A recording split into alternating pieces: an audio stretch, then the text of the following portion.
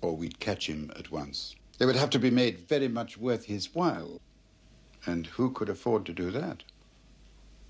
Got any suspicions, sir? Of what? Someone cheating. Suspicions of cheating? No. Well.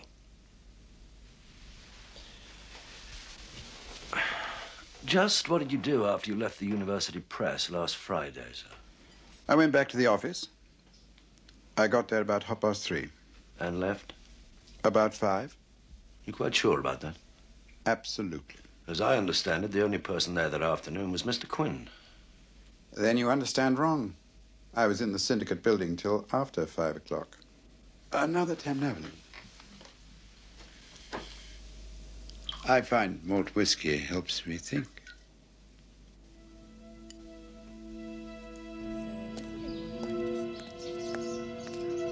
Excuse me, I'm looking for Mr. Roop's rooms. Oh, yes.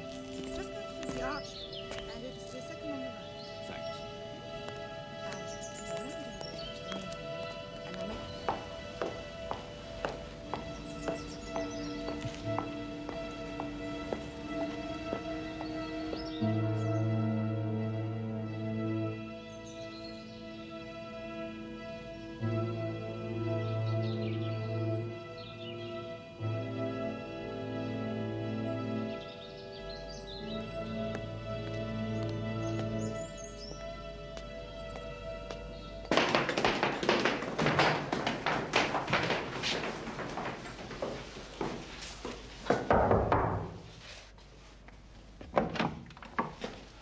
Oh, I'm sorry, I was looking for Mr. Roop. Inspector Morse. I am Roop. Come in. It's not just the policeman getting younger, you know.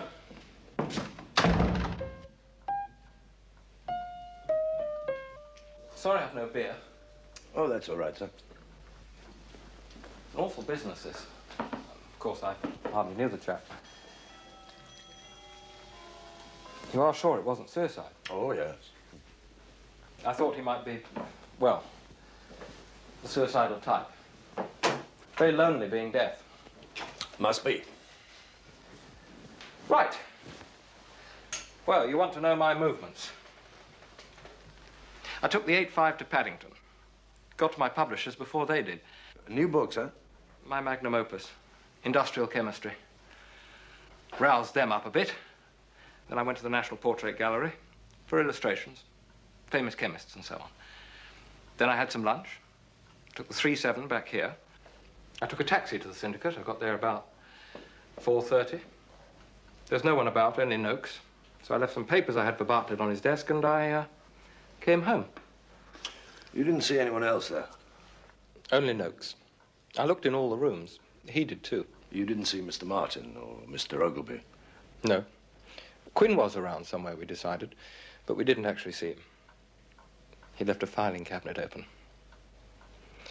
Bartlett would have given him hell for that. Bit of a sod, you know, Bartlett. Very, conscientious, I believe. Could call it that. Don't you like him, sir? Not much. Bartlett didn't want Quinn, you know. Thought his deafness would be a handicap. I'm all for positive discrimination. I pushed him through. Now, of course, quite certain it wasn't suicide. Poor chap.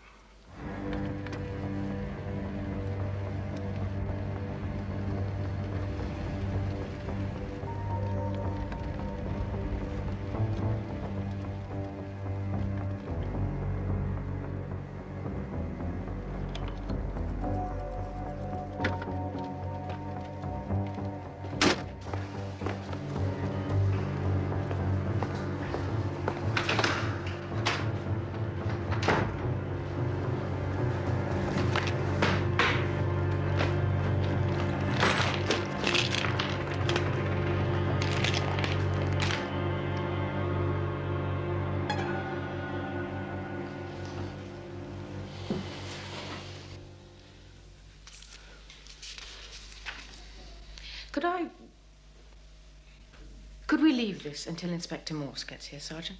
Well, he's asked me to conduct this interview. All right. So, you've talked to my daughter? Yes, madam. So where were you? I lied to you, Inspector, because it... Well, I was ashamed, if you really want to know. We were in a lay-by on the Banbury Road. Really? I didn't know Studio 2 was out that way. Shall we have the truth now, Mrs. Height? I'm sorry. It's just so very... So very sordid, carrying on in a pornographic cinema. But you had some idea. I tried to ignore it. Well, yes, but that's where they were. But what you say about Bland, Inspector, now that truly appalls me. Meistersinger. Which recording is that? I'm afraid I wouldn't know. It's my son Richard who's the Wagnerian.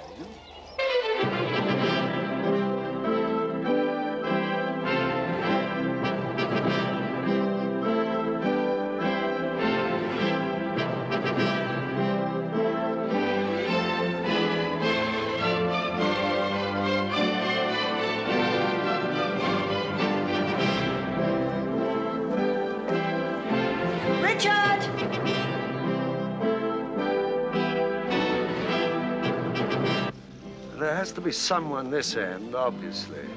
I can't believe that anyone on my... passing the stuff on to Bland. It can't be Martin. He's too wet. And he's too busy with Monica. Not her. It has to be Ogilvy. Oh, I can't believe. Oh, man not getting any younger. Passed over in favor of you. Wants to make a bit of cash before it's too late. And take a little sweet revenge. God, he practically confessed to me. Hello. Who?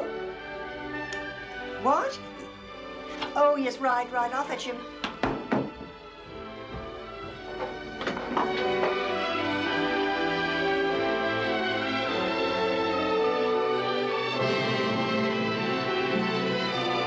Well, Quinn didn't think it was Ogilvy.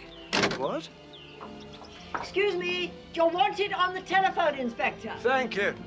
What did you say? He rang me on the Thursday night.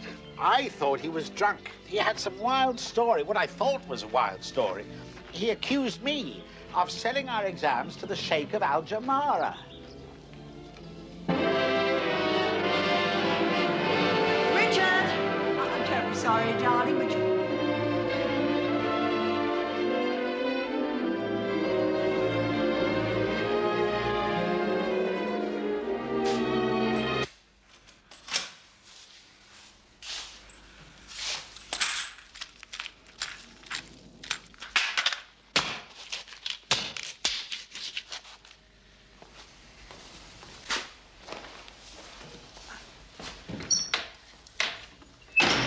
Richard, well, he suffers... It's his balance. It's his emotional balance.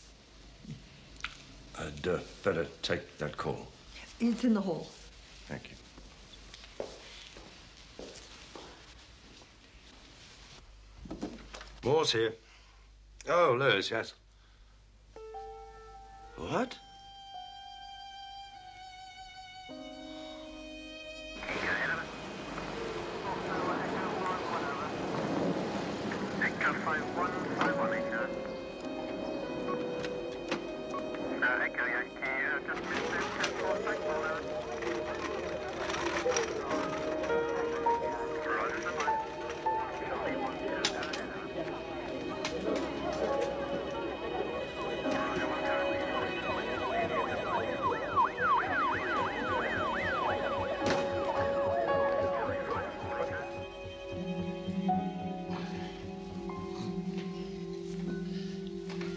Liz tells me this is your prime suspect, Morse. Seems someone got your man before you did.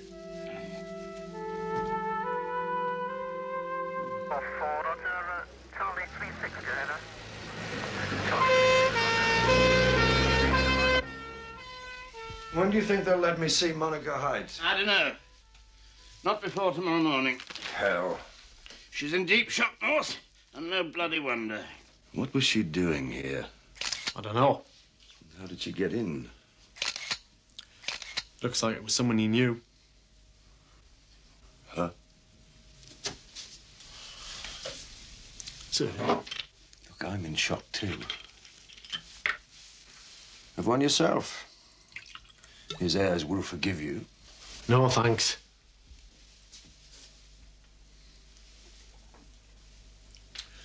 Of course, it doesn't mean he didn't kill Quinn. No? We've been supposing there's only one villain here at the Syndicate, passing on exam secrets to Bland and Al-Jamara for sale to whoever. But maybe they were all in it. All except Quinn, of course, the new boy. He found out, accused Bartlett of being part of it. Did he? Yes, yes. Thing is, who else did he tell? Ogilvy, perhaps. Ogilvy takes action. And why is Ogilvy dead now, then? See, according to Morse's law, sir, there's a 50% chance Mrs. Hyde did him in. Shut up, Lewis. Look at this. Glaister and Rintle. Poisoner's Bible. Medical jurisprudence and toxicology to you, Lewis, if you want to make Inspector. Good grief, he's even marked the page. Cyanide. So he did kill Nicholas Quinn. Oh, did he? Did he? How could he have done? He set the best crosswords in England.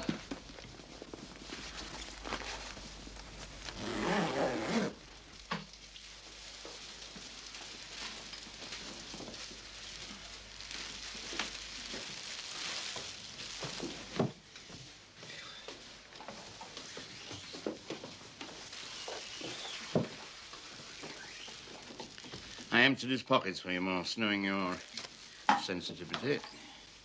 Oh, by the way, your friend was murdered. He was killed by a blow of considerable force, probably administered by a right-handed man. The central impact being approximately 5 centimeters above the occipital bone and 2 to the right of the parietal foramen. That should give you something to go on. Man, you said? I said probably. Good night, Morse. Good night, Louis. Good night, sir.